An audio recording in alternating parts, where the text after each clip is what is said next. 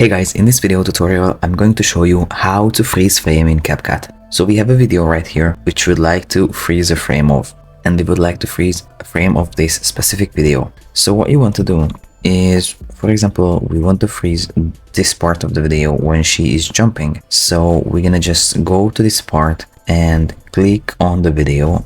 You're gonna need Ctrl and B to cut the video at this certain part, and then you cut the video at the end which you would like frozen.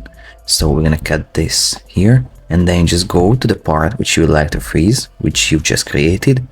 Right click on the video part, go to edit and just freeze. And right now you have a frozen clip and over the video, so it's gonna be frozen until this frozen clip is over. So if you want it to be over sooner, you're just gonna drag the clip to the part which you would like it to end at. So now we have a video, and after the video we have a frozen clip, and then the video goes on.